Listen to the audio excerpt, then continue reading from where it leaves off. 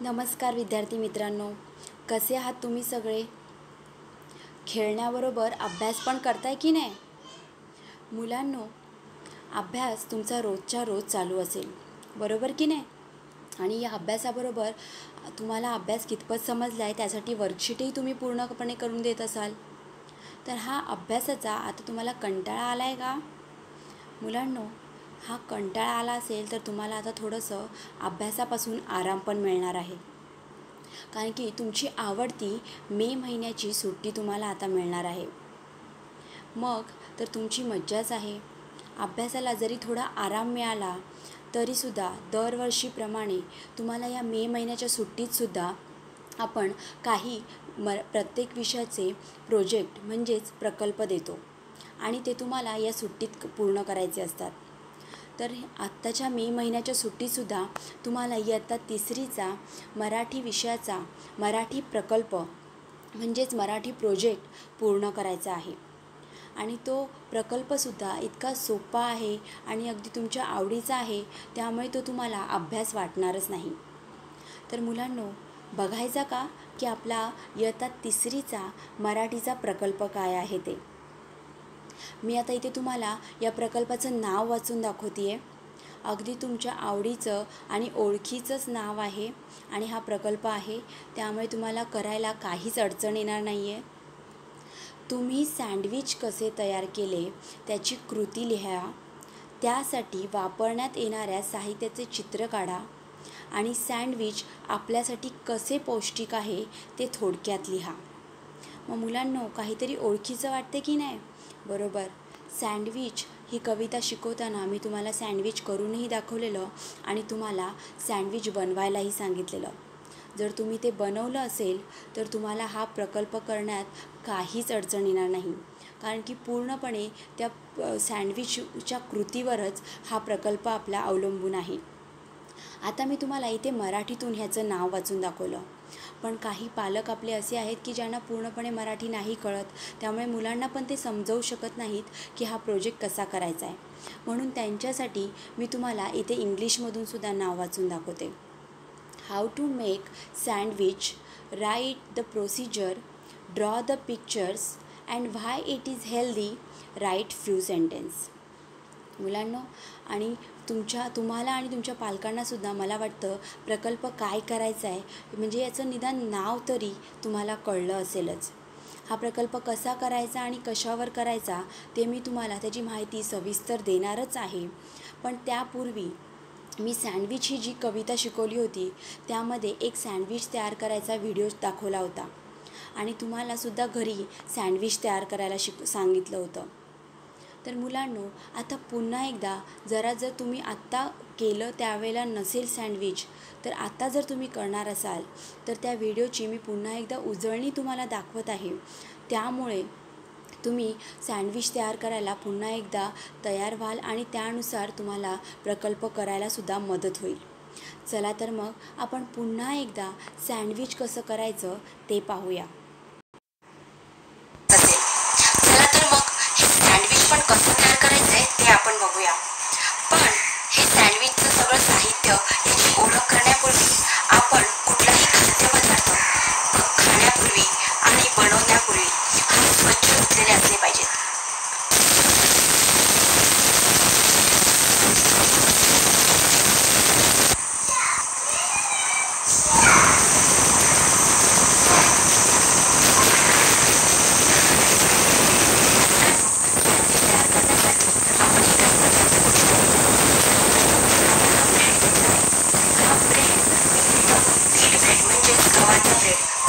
मैद्याच्या ब्रेडपेक्षा जास्त पौष्टिक असतो तो घेतलेला आहे.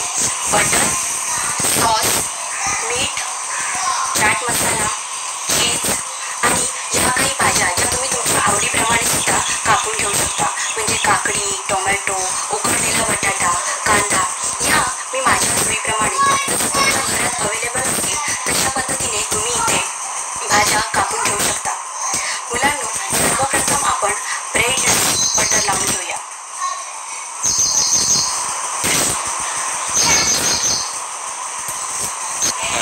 आता आपल्या इथं ब्रेडला बटर आपण लावून झालेलं आहे.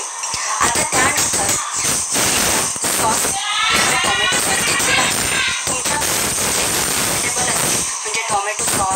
मेयोनीज हे याच्यापैकी काहीही तुम्ही ब्रेडला लावून घेऊ शकता.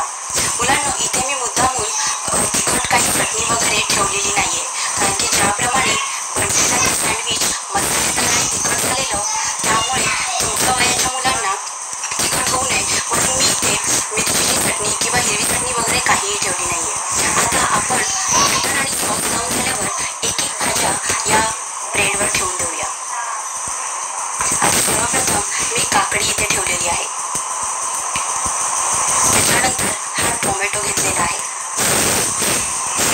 मग आपण हा जो उकडलेला बटाटा आहे तो घेतलेला आहे आणि त्याच्यानंतर मी घेतलेला आहे हा कांदा. मुलांनो, अजून एक गोष्ट आणि मेन म्हणजे महत्त्वाची गोष्ट अशी, हा जी भाजी तुम्ही कापताना या भाज्या कापताना तुम्ही खूप काळजी घ्यायची आहे आणि शक्यतो मोठ्या माणसांच्या देखरेखीखाली तुम्ही ह्या भाज्यांचे काप करायचे आहेत. मुलांना सुरीही खूप घातक असते, त्यामुळे या बाजूने न पकडता ती या बाजूनेच पकडायची आहे, कारण की या बाजूने जर तुम्ही चुकून अशी पकडली तर तुमच्या हाताला इजा होण्याची शक्यता आहे. त्यामुळे शक्यतो तुमच्या आई, ताई किंवा घरातल्या कोणत्याही मोठ्या माणसांच्या समोर किंवा त्यांच्या मदतीनेच तुम्ही ह्या भाज्या कापायच्या आहेत. तर आपण या भाज्या ज्या ठेवलेल्या आहेत त्याच्यावर थोडासा मीठ आणि थोडासा चाट मसाला जसा तुम्हाला आवडतो त्या पद्धतीने तुमच्या चवीनुसार हे सगळं टाकायचं आहे. आता मुलांना चीज तर तुम्हाला सगळ्यांना खूप आवडतंच. चीज हे तुम्ही आतमध्ये सुद्धा टाकू शकता जसं तुम्हाला आवडेल त्याप्रमाणे. आणि नंतर आपण हा जो दुसरा ब्रेडचा स्लाइस आपण तयार केलेला आहे, ज्याला सुद्धा आपण बटर आणि सॉस लावलेला आहे, तो आपण त्याच्यावर वरती ठेवायचा आहे आणि त्याच्यावरती सुद्धा थोडंसं आपण बटर लावायचं आहे. आणि मी मगाशी म्हटल्याप्रमाणे तुम्हाला जर चीज खूप आवडत असेल तर यावर चीज पूर्णपणे ठेवून ठेवायचं आहे.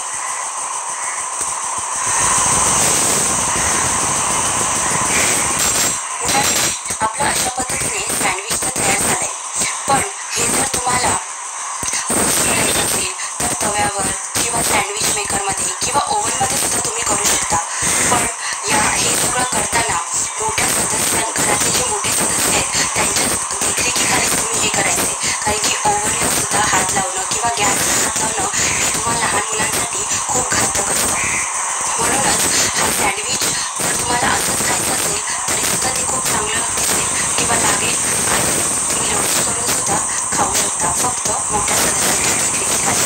आता आपण त्याला थोडंसं डेकोरेशन करू शकता.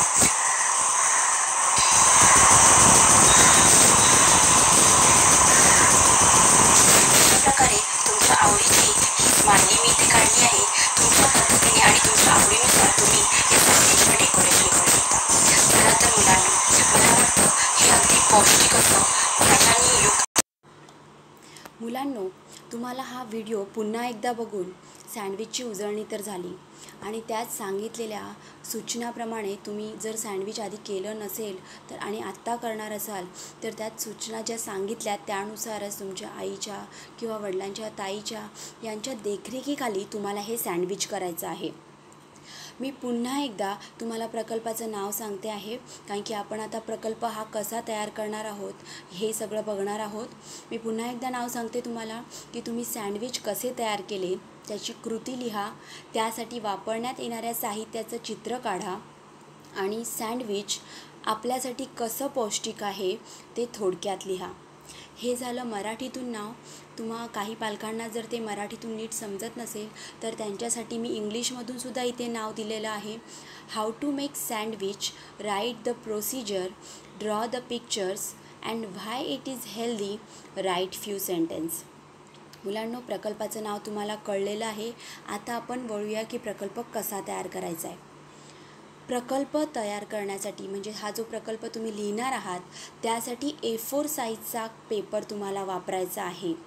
मुलांनो, याआधी तुम्ही काही प्रकल्प केले असतील, दुसरीला केले असतील, पहिलीला केले असतील, त्यावेळेला तुमच्या ज्या शिक्षकांनी सांगितले असेल वेगवेगळ्या प्रकारे, त्याचप्रमाणे आता ह्या वेळेला तुम्हाला हा जो मराठी विषयाचा प्रकल्प आहे तो तयार करण्यासाठी A4 साईजचा पेपर वापरायचा आहे. मग तुम्हाला ते पेपर कितीही लागो, एकाच पेपरमध्ये तुम्ही हा प्रोजेक्ट संपवून टाकायचा नाही आहे. अगदी चांगल्या अक्षरात, सुवाच्य अक्षरात, शुद्ध लेखनाच्या चुका न करता आणि आकर्षक कसा होईल अशा स्वरूपात तुम्हाला हा प्रोजेक्ट तयार करायचा आहे. आता मी तुम्हाला इथे प्रोजेक्ट लिहिताना तो कशा पद्धतीने लिहायचा आहे ते थोड्याशा उदाहरणाद्वारे दाखवलेलं आहे. सर्वप्रथम विषय मराठी. आपला प्रकल्प मराठी विषयाचा आहे, त्यामुळे तुम्ही इथे पहिल्यांदा विषय मराठी लिहिणार आहात. त्यानंतर विद्यार्थ्याचं नाव हे अत्यंत गरजेचं आहे, कारण की खूप सारे प्रकल्प शिक्षकांकडे दिले जातील. ते जर तुमचं नाव नसेल तर तो प्रकल्प तुमचा आहे हे ओळखता येणार नाही. त्यामुळे तुमचं नाव आणि ते पण मराठीतून तुम्ही लिहायचा प्रयत्न करायचा आहे. मी इयत्ता 2रीलासुद्धा तुम्हाला नेहमी सांगत आले की मराठीतून आपलं मराठी विषयासाठी तरी नाव लिहायचा प्रयत्न करा. आणि आत्तापर्यंत तुम्हाला नक्कीच आता ते लिहिता आलं पाहिजे पूर्ण नाव. नंतर इयत्ता. आता तुम्ही 3रीमध्ये गेलेले आहात. मी इथे डिव्हिजन म्हणजे तुकडी लिहिलेली नाही आहे, कारण की तुम्हाला प्रत्येक मुलाची वेगवेगळी डिव्हिजन असणार आहे. गेल्या वर्षी जी तुमची डिव्हिजन होती तीच इथे तुम्हाला लिहायची आहे. म्हणजे इयत्ता 3री लिहून तुमची जी गेल्या वर्षीची डिव्हिजन होती ती तुम्हाला इथे लिहायची आहे. त्यानंतर प्रकल्पाचं नाव. मुलांनो, मी तुम्हाला मराठीतून आणि इंग्लिशमधून दोन्ही प्रकारे नाव वाचून दाखवलं, पण जसा तुम्ही प्रकल्प लिहाल त्यामध्ये तुम्हाला फक्त मराठीतून प्रकल्पाचं नाव लिहायचं आहे. इंग्लिशमध्ये तुम्हाला ते कळण्याकरता मी वाचून दाखवलेलं आहे. प्रकल्पामध्ये ते तुम्हाला लिहायचं नाही आहे, फक्त मराठीतूनच प्रकल्पाचं नाव लिहायचं आहे. आता साहित्य. सँडविच तयार करण्यासाठी तुम्हाला काय काय साहित्य लागलं. आता मी व्हिडिओमध्ये जे साहित्य वापरलं तेच घेऊन तुम्ही सँडविच तयार कराल असं जरुरीचं नाही आहे. तुमच्या घरी जे साहित्य अवेलेबल असेल, ज्या भाज्या अवेलेबल असतील, जे काही सॉस चटणी वगैरे अवेलेबल असेल तेच वापरून तुम्ही सँडविच तयार करा आणि तेच तिथे लिहा. आणि मुलांनो, साहित्याचं नाव लिहिल्यावर तुम्हाला त्याचं काही प्रमाणात चित्रसुद्धा काढायची आहेत. आता तुम्ही त्याची वेगवेगळ्या प्रकारच्या भाज्या तुम्ही वापरल्या, टोमॅटो वापरला असेल, गाजर वापरणार, कांदा वापरणार, बीट वापरणार, त्याचे तुम्ही त्या भाज्यांची तुम्ही छोट्या प्रमाणात चित्र काढायची आहेत आणि ती रंगवायची आहेत. म्हणजे तुमचा प्रोजेक्टसुद्धा आकर्षक होईल आणि फक्त अभ्यास एके अभ्यास न होता चित्रकलाही तुमची आवड होऊन जाईल. त्याचप्रमाणे साहित्य लिहून झाल्यावर आणि चित्र काढून झाल्यावर कृती म्हणजे प्रोसिजर तुम्हाला इथे लिहायची आहे की तुम्ही सँडविच कसं तयार केलं, कशा पद्धतीने केलं. मला माहिती आहे मुलांना, तुम्ही इयत्ता 3रीमध्ये आत्ताच आलेला आहात, तुम्हाला लगेच एवढी वाक्य बनवता येणार नाहीत. पण मला वाटतं की इयत्ता 2रीमध्ये तुम्हाला प्रश्न वाचता येत होते आणि त्यामुळे ती जशी छोटी छोटी वाक्य होती, जसे छोटे छोटे धडे होते, त्याचप्रमाणे 2-2, 4-4 शब्दांची एक वाक्य तुम्ही तयार करू शकता. अगदी छोट्या स्वरूपात, लहान स्वरूपात वाक्य तयार करायची आहेत. अगदी किचकट होईल अशी वाक्य तयार करू नका, मोठी वाक्य तयार करू नका. छोटी छोटीसुद्धा जास्त वाक्य झाली तरी चालणार आहे, कारण की तुम्ही आत्ताच इयत्ता 3रीमध्ये आलेला आहात. तर मग ही कृती लिहिताना तुम्ही आकडे टाकून म्हणजे 1, 2, 3 नंबर लिहूनसुद्धा तुम्ही प्रोसिजर सुटसुटीत लिहू शकता किंवा तुम्ही एकत्र लिहिली तरी चालणार आहे. त्यानंतर सँडविचचे पौष्टिक महत्त्व म्हणजे त्याचं हे जे सँडविच आहे ते कसं काय पौष्टिक आहे, कसं हेल्दी आहे तुमच्या आरोग्याच्या दृष्टीने. तुम्ही कोणत्या हेल्दी आहार म्हणजे कोणत्या हेल्दी गोष्टी या सँडविच तयार करताना वापरल्या आहेत, त्याचं महत्त्व काय आहे ते तुम्हाला 2-3 ओळीमध्ये लिहायचं आहे. ते तुम्ही जास्त नाही लिहिलं तरी चालेल, कारण की मला माहिती आहे तुम्हाला कृतीसुद्धा लिहिताना थोडं कठीण जाणार आहे. आणि हे पौष्टिक महत्त्व तुम्ही 2-3 ओळीत लिहिलं तरी चालणार आहे. तुम्ही जर माझा सँडविच तयार करायचा व्हिडिओ बघितला असेल तर त्यात मी ब्रेडसुद्धा कोणता वापरला आहे आणि कसा पौष्टिक आहे ते सुद्धा सांगितलं आहे. त्यानुसार तुम्ही त्यात दिलेल्या सूचनानुसार तुम्ही सँडविचमध्ये पौष्टिक गोष्टी जास्तीत जास्त वापरा आणि ते सँडविच तयार करा आणि त्याचं महत्त्व लिहा. आता मी इथे तुम्हाला उदाहरणाद्वारे कसा प्रोजेक्ट तयार करायचा ते सांगितलं आहे. प्रत्येक गोष्ट कशी लिहायची, विषय, प्रकल्पाचं नाव, इयत्ता, विद्यार्थ्याचं नाव, हे तर तुम्ही आता बघितलंत. पण तुम्हाला एक उदाहरण म्हणून तुम्हाला इथे मी देत आहे की साहित्य. आता मी जे साहित्य वापरलं ते मी इथे लिहिलं आहे. पण तुम्ही सँडविच तयार करण्यासाठी जे साहित्य वापराल ते तुम्ही लिहायचं आहे. आता मी ब्रेड, कांदा, टोमॅटो, गाजर, काकडी, बीट, बटाटा, लोणी, सॉस, चटणी, सुरी, प्लेट या सगळ्या गोष्टी इथे लिहिलेल्या आहेत. तसंच तुम्हीसुद्धा लिहायचं आहे. पण जे तुम्ही साहित्य वापरलं ते इथे तुम्ही लिहायचं आहे. जरुरी नाही की मी जे साहित्य वापरलं तेच तुम्ही वापरावं. तुम्ही तुमच्या सोयीनुसार घरात जे अवेलेबल असेल त्यानुसार सँडविच तयार करा. ते साहित्य लिहिल्यानंतर तुम्हाला चित्र काढायची आहेत. मी मगाशी म्हटल्याप्रमाणे ज्या भाज्या आहेत, कांदा, टोमॅटो, गाजर, काकडी, यांची छोटी छोटी चित्र तुम्ही काढायची आहेत. ती छान प्रकारे रंगवायची आहेत. आणि जर तुम्हाला जमत असेल तर एक सँडविच तयार झाल्यावरचं सुद्धा सँडविच कसं असेल, कसं दिसेल सँडविच, त्या प्रकारचं सुद्धा तुम्ही एक छोटंसं चित्र काढलं तर तुमचा प्रोजेक्ट अजून आकर्षक होईल. आणि मी तर म्हणते की तुम्ही सगळ्या भाज्यांची चित्र काढून झाल्यावर एक छोटंसं सँडविचचं चित्रसुद्धा नक्की काढा. त्यामुळे ते तुमचं प्रोजेक्ट अगदी परिपूर्ण झाल्यासारखा होईल. त्यानंतर तुम्हाला कृती लिहायची आहे. मी सांगितलंच मगाशी की प्रोसिजर, तुम्ही सँडविच कशा प्रकारे तयार केलं, 2 ब्रेड घेतले, त्याच्यावर तुम्ही काय लावलं, ते सगळं तुम्ही छोट्या छोट्या वाक्यांमध्ये नंबर 1, 2, 3 असे आकडे टाकून तुम्हाला ही कृती लिहायची आहे. आणि त्यानंतर तुम्ही सँडविचचं पौष्टिक महत्त्व अगदी थोडक्यात तुम्हाला जसं जमेल की हे सँडविच तुम्हाला कसं तुमच्या आरोग्यासाठी पौष्टिक आहे ते तुम्हाला इथे लिहायचं आहे. म्हणजेच तुम्हाला हे सँडविचची इम्पॉर्टन्स म्हणजे पौष्टिकता, हेल्दी का आहे ते तुम्हाला 2-3 ओळीत इथे लिहायचं आहे. आणि मुलांनो, हा सगळा प्रोजेक्ट पूर्ण झाला. A4 साईजचाच कागद तुम्ही वापरायचा आहे. आणि तुम्हाला जरी जास्त लागले तरी चालतील, पण अगदी सुटसुटीत, आकर्षक आणि चांगल्या अक्षरात तुम्हाला हा प्रोजेक्ट पूर्ण करायचा आहे. आणि हा प्रोजेक्ट पूर्ण तुमचा लिहून झाला आणि आपली शाळा चालू झाली की तुम्हाला तो शाळेत आणायचा आहे. आणि तुमच्या वर्गशिक्षिका म्हणजे क्लास टीचरकडे किंवा तुमच्या वर्गाच्या ज्या मराठीच्या शिक्षिका त्यावेळेला तुम्हाला कळतील त्यांच्याकडे तुम्हाला हा प्रोजेक्ट द्यायचा आहे. आणि हा प्रोजेक्ट कंपल्सरी आहे. त्यामुळे तुम्हाला आता जी सुट्टी लागेल त्यामध्ये तुम्ही हा अगदी छोटासाच तुम्हाला खूप छान मजेदार प्रोजेक्ट दिलेला आहे तो पूर्ण करायचा आहे. कारण की ह्यालासुद्धा मार्क आहेत आणि ते तुम्ही जेव्हा शाळा चालू होईल आणि तेव्हा तुम्ही ते शिक्षकांकडे द्याल तेव्हाच ते तुम्हाला मिळणार आहेत. त्यामुळे खूप छान सोपा असा तुमच्या आवडीचा प्रोजेक्ट तुम्हाला मराठीचा मिळालेला आहे. आणि मी ज्या ज्या सूचना तुम्हाला या व्हिडिओमध्ये केलेल्या आहेत तुम्ही त्या सूचनांचं पालन करूनच हा प्रोजेक्ट तयार करायचा आहे. आणि जास्तीत जास्त आकर्षक आणि उठावदार कसा होईल याकडे लक्ष द्यायचं आहे. आणि सँडविच तयार करताना कोणातरी मोठ्यांच्या देखरेखीखालीच ते सँडविच तयार करायचं आहे. मी जसं व्हिडिओमध्ये सूचना सांगितल्या सँडविच तयार करायच्या त्या सूचनांचं अगदी तंतोतंत पालन करूनच सँडविच तुम्हाला करायचं आहे. आणि हा प्रोजेक्ट पूर्ण करायचा आहे.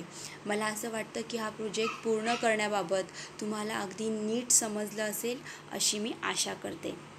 धन्यवाद.